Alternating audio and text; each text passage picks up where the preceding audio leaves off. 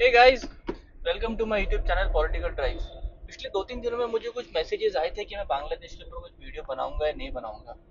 मैं सोच तो रहा था बांग्लादेश की जो भी हुआ है चीज़ें उसमें वीडियो बनाने के लिए, लेकिन मेरा ना दिल टूट गया गाइस, ऑनेस्टली स्पीकिंग। मैंने कुछ ऐसे ऐसे विजुअल्स देखे जिसमें I am a Indian citizen, but seeing those visuals, it really broke my heart, and I felt really sad, really sad, really sad.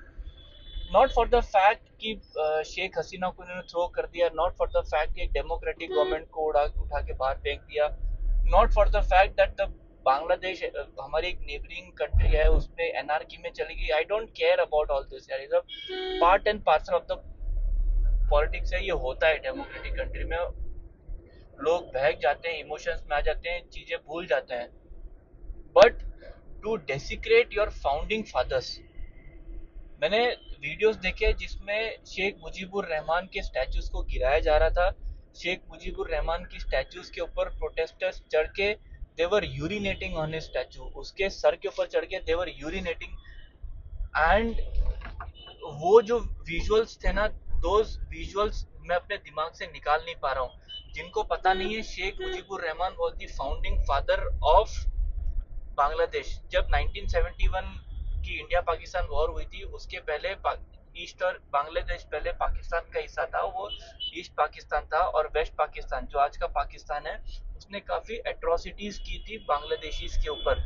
ऐसा कहा जाता है कि 97 वॉर के बाद अराउंड 1 लाख नाजायज बच्चे पैदा हुए थे बांग्लादेश में। नाजायज बच्चे बच्चे यानी कि पाकिस्तान, वेस्ट पाकिस्तान से जो पाकिस्तानी जो सोल्जर्स वगैरह आए थे, उन्होंने बांग्लादेशी वुमेन्स के साथ रेप वगैरह ये सब किया था। तो अराउंड 1 लाख नाजायज बच्चे पैदा हुए थे। इस लेवल की एट्रोसिटीज वहां पे चल रही थी। तो Sheikh Mujibur Rahman was the leader. और अगर मैं तो ये तक मानता हूँ कि अगर शेख मुजीबुर रहमान नहीं होता तो शायद आज या तो पाकिस्तान बांग्लादेश होता ही नहीं, या तो कम्प्लीटली खत्म हो चुका, मतलब इसी हालत में होता जिस हालत में आज पाकिस्तान है। आटे, 1-1 किलो के आटे, 2-2 किलो के आटे के लिए भीख मांग रहे हैं लोग, मर रहे हैं। एनीवेज,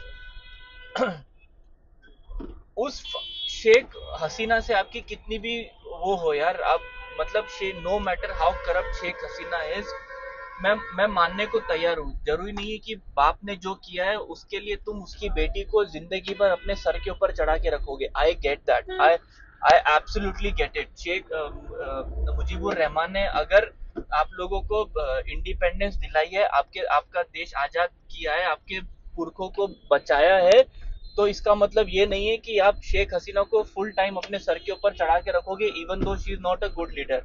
उसको उठा के फेंक दो, उसको पावर में मत लाओ। आई absolutely get it, that is your right. Just because उसके फादर ने saved you yesterday doesn't mean कि आप अपना फ्यूचर और प्रेजेंट उसकी बेटी के हवाले कर दो। I get it. आपने शेख हसीना को एक डेमोक्रेटिक इलेक्टेड गवर्नमेंट को आपने वायलेंस के थ्रू, स्ट्रीट वायलेंस के थ्रू आपने हटाया। इट इज रॉन्ग, बट ठीक है, I can live with it, I can understand. But आपने यार मुजीबुर रहमान के पुतले को तोड़ दिया, और जब वो पुतला गिरा एंड जब आप उसको डेसिग्रेट कर रहे थे, वो लोग उसको डेसिग्रेट कर रहे थे, तब मुझे एक चीज रियलाइज हुई कि यार ये स्टूडेंट्स नहीं है, ये स्टूडेंट नहीं है जो लोग कर रहे हैं। अगर वो स्टूडेंट्स हैं तो उनका जो माइंडसेट है वो कम्प्लीटली जिहादी हो गया है। उनको सेन और इनसेन चीजों का बीच का जो डिफरेंस है वो पता ही नहीं चल रहा है। They don't know the difference between sanity and insanity. जो लोग अपने फाउंडिंग फादर्स के साथ ऐसा कर सकते हैं, वो अपनी, उनके लिए फिर क्या चीज मायने रखती है। आप आपने पीएमओ हाउस के अंदर घुस के वहां की चीजें लूट ली। वो जो चीजें हैं वो पीएमओ शेख हसीना की नहीं है बॉस। आप वहां का एसी चुरा रहे हैं, वहां के टीवी फर्नीचर वो सब चुरा रहे हैं। जो प्रोटेस्टर्स हैं वो लोग वहां जाके चुरा रहे हैं। ये उनका जो पार्लियामेंट हाउस है, पार्लियामेंट हाउस के अंदर जाके स्मोक कर रहे हैं। हाउस के अंदर सरे आम आप यूरिनेट कर रहे हैं। ये इसको थोड़ी प्रोटेस्ट कहते हैं, इसको तो हुलीगिज्म कहते हैं। जिसकी लाठी उसकी भैंस, ये तो जंगल राज हो गया ना एक तरीके से। ऐसा कुछ भी नहीं छोड़ा कि जिसपे अगर कि कुछ भी श्रेड ऑफ ये हो कि हाँ भाई ये प्रोटेस्टर्स हैं, ये इनकी जो मांगे हैं वो ठीक है। तो इसीलिए गाइस मैंने बांग्लादेश के ऊपर वीडियो मैंने नहीं बनाया था। जिस तरह का डेसिग्रेशन मुजीबुर रहमान की स्टैचू के साथ हुआ था, आई डोंट, मुझे लगा यार ये पता नहीं यार, मन नहीं हुआ मेरा वो वीडियो पर उनके ऊपर वीडियो बनाने का। सो बस इसीलिए गाइस, इसलिए मैंने वीडियो नहीं बनाया। एनीवेज, अब बात शुरू किया है तो फिर खत्म ही कर देते हैं। तो मेरे हिसाब से तो ये जो पॉलिटिक्स हुई है, ये जो प्रोटेस्ट हुए हैं, ये जो डेवलपमेंट हुई है, ये ऑर्गेनिक नहीं थी।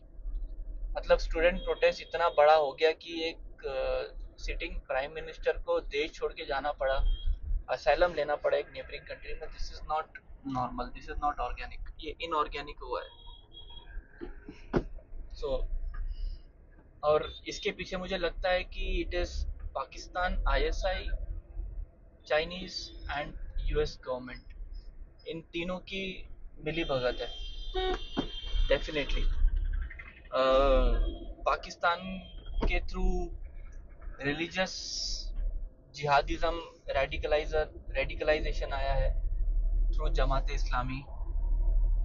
चाइना और यूएस के थ्रू मनी पावर, और उनका जो ओपोजिशन जो लीडर थी उसको भी जेल से बाहर निकाल दिया है अभी। सो आई थिंक बांग्लादेश इज, अब वो उस रास्ते पे चला गया है फुल फ्लो में, जहाँ पे आगे जाके डिस्ट्रक्शन ही है। उनकी जो पॉपुलेशन है उनको तकलीफ और के अलावा उनके नसीब में बहुत कुछ है नहीं।